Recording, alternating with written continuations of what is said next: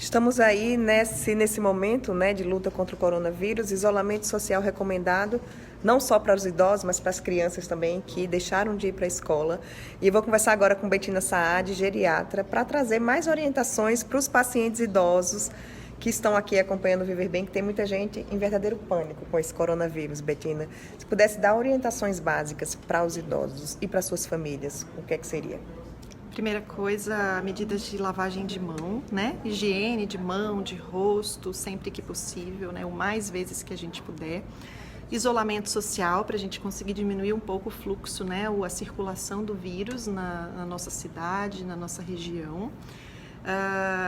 Os doentes precisam usar máscara cirúrgica, não nós, né? Não os saudáveis, mas os doentes precisam usar máscara cirúrgica, e nós precisamos sim reduzir um pouco o contato das pessoas com os idosos para evitar de levar para eles o coronavírus, né? Então, os idosos em casa, com um pouco menos de visita, aqueles que morarem com o idoso estiverem gripado, coloquem suas máscaras, tenham mais cuidado na higienização das mãos.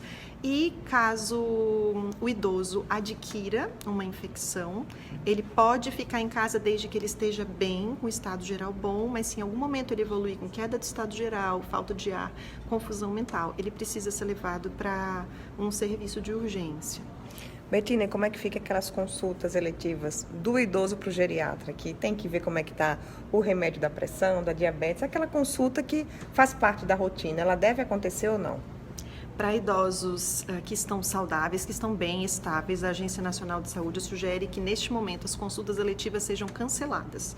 Então, claro que se o idoso não está bem, ele está descompensado clinicamente, ele deve ir à sua consulta. Mas se ele está bem, está indo para uma consulta eletiva, para checar como é que está a sua saúde, essa consulta nesse momento pode esperar. Só para a gente terminar, você falou de esperar um pouco a complicação, né? Se o idoso gripar, por exemplo, mas em quantos dias essa complicação pode acontecer e quais são os sinais, né? Quando é que ele deve realmente ir ao médico em caso de suspeita de coronavírus? Certo. Em geral, ele vai começar com o nariz escorrendo, garganta doendo, espirro, tosse, e pode ou não ter febre, né? Muitas vezes o idoso não tem febre.